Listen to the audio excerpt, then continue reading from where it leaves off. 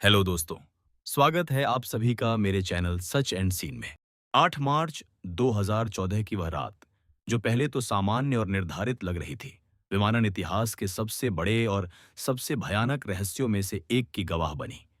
जब Malaysia airlines की flight MH370, Boeing 777-200 Kuala Lumpur अंतर्राष्ट्रीय हवाई अड्डे से 227 यात्रियों और 12 अनुभवी क्रू सदस्यों को लेकर बीजिंग, चीन के लिए रवाना हुई।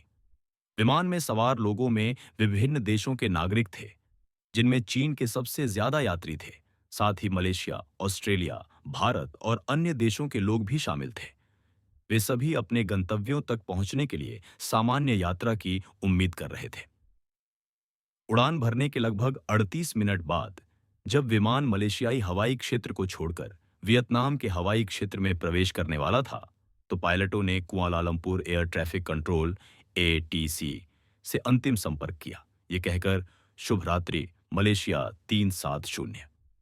यह एक नियमित संचार था, जो इस बात का संकेत था कि सब कुछ ठीक है। लेकिन उसके ठीक बाद जब वियतनामी ATC को विमान हैंडओवर होना था, MH370 अचानक रडार स्क्रीन से गायब हो गया। बिना किसी आपातकालीन संदेश, डिस्ट्रेस कॉल, तकनीकी खराबी के संकेत या किसी भी तरह के असामान्य संचार के। वह आकाश से ऐसे गायब हुआ जैसे कभी अस्तित्व में था ही नहीं, मानो एक अदृश्य हाथ ने उसे समय और स्थान से मिटा दिया हो। और इस रहस्यमय गुमशुदगी ने दुनिया भर में एक अभूतपूर्व सदमे की लहर पैदा कर दी। शुरुआती खोज अभियान दक्षिण चीन सागर और अंडमान सागर के विशाल क्षेत्रों में केंद्रित थे, क्योंकि प्रारंभिक धारणा ये थी कि विमान ने अपनी उड़ान के शुरुआती चरणों में ही कोई दुर्घटना का सामना किया होगा।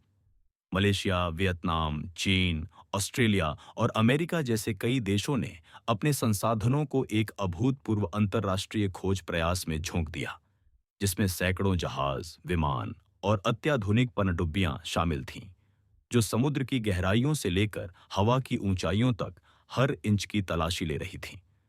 लेकिन इन शुरुआती प्रयासों का कोई फायदा नहीं हुआ।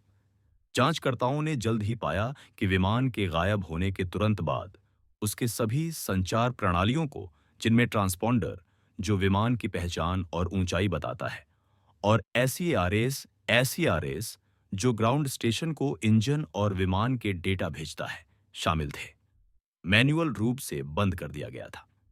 यह एक महत्वपूर्ण और परेशान करने वाला सुराग था, क्योंकि इससे यह पता चलता था कि विमान में कुछ जानबूझकर किया गया था, न कि यह केवल एक यांत्रिक विफलता थी। सबसे चौंकाने वाली जानकारी सैटेलाइट डेटा से मिली। ब्रिटिश कंपनी इनमरसैट के एक सैटेलाइट ने विमान से कई घंटे तक हैंडशेक सिग्नल प्राप्त किए थे। ये वे सिग्नल थे जो विमान के सैटेलाइट संचार सिस्टम से समय समय पर जुड़े रहते थे, भले ही मुख्य संचार बंद हो गया हो। इन संकेतों के विश्लेषण से पता चला कि विमान अपने मूल मार्ग से भटक गया था और दक्षिण की ओर हिंद महासागर के विशाल और निर्जन फैलाव की ओर मुड़ गया था। सैटेलाइट विशेषज्ञों ने इन सिग्नलों का उपयोग करके एक आर्क चाप की गणना की, यह दर्शाते हुए कि विमान की अंतिम झात स्थिति दक्षिणी हिंद महासागर में कहीं थी, जहां माना जाता है कि उसका ईंधन खत्म हो गया होगा और वह गहरे पानी में क्रैश हो गया होगा। यह क्षेत्र पृथ्वी के सबसे गहरे, सबसे दुर्गम और सबसे तूफानी समुद्री इलाकों में से एक है। इस नए सैटेलाइट डेटा ने खोज अभियान को एक पूरी तरह से नए और चुनौतीपूर्ण आयाम में धकेल दिया। दक्षिणी हिंद महासागर के अज्ञात और शत्रुतापूर्ण पानी में, जहां की गहराई 6000 मीटर से भी ज्यादा है और मौसम की स्थिति अक्सर विकट रहती है, खोज अभियान को फिर से शुरू किया गया। अरबों डॉलर खर्च किए गए, अत्याधुनिक सोनार उपकरण, मानव रहित पानी के भीतर के वाहन AUVs और अन्य समुद्री तकनीकें लगाई गईं, जो सालों तक समुद्र की गहराइयों को खंगालती रहीं। लेकिन इन सभी विशाल और महंगे प्रयासों के बावजूद MH370 का मुख्य मलबा, उसका black box, flight data recorder और कॉकपिट वॉइस रिकॉर्डर या विमान में सवार किसी भी व्यक्ति का कोई निशान कभी नहीं मिला, जिसने इस रहस्य को और भी गहरा कर दिया। इस बीच विमान के गायब होने के पीछे कई तरह के सिद्धांत सामने आए, जिनमें से हर एक पिछले से ज्यादा रहस्यमय था। क्या ये पायलट द्वारा आत्महत्या का मामला था, जिसमें कप्तान ज़ाहरी अहमद शाह ने जानबूझकर विमान को डाइवर्ट किया और उसे समुद्र में डुबो दिया? उनके होम सिमुलेटर पर कुछ रहस्यमय उड़ान मार्गों के निशान पाए गए थे, जिन्होंने इन संदेहों को और बढ़ाया, लेकिन कोई निर्णायक सबूत नहीं मिला।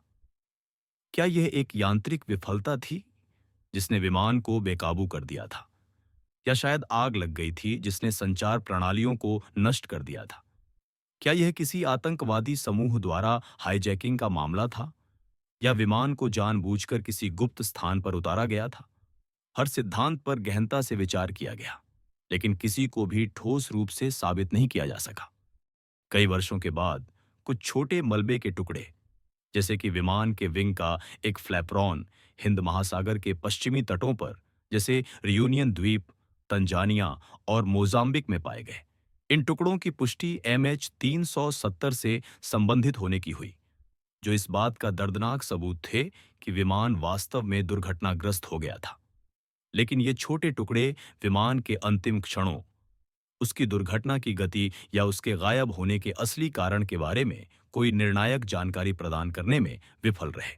MH370 का गायब होना आधुनिक विमानन इतिहास का सबसे बड़ा, सबसे परेशान करने वाला और सबसे अनसुलझा रहस्य बना हुआ है।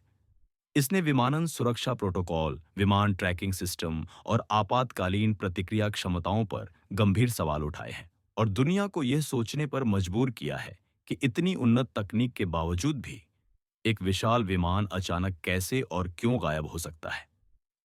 विमान में सवार 239 लोगों के परिवार आज भी अपने प्रियजनों की नियति जानने का इंतजार कर रहे हैं। उनकी आंखों में अनसुलझे सवालों का दर्द और एक भयानक उम्मीद है। यह घटना दुनिया को यह याद दिलाती है कि प्रकृति और अज्ञात के सामने मनुष्य की सीमाएं अभी भी कितनी विशाल हैं, और कुछ रहस्य ऐसे होते हैं जो समय की गहराइयों में हमेशा के लिए खो जाते हैं, सिर्फ एक अंतहीन सवाल और एक गहरा शून्य छोड़ जाते हैं।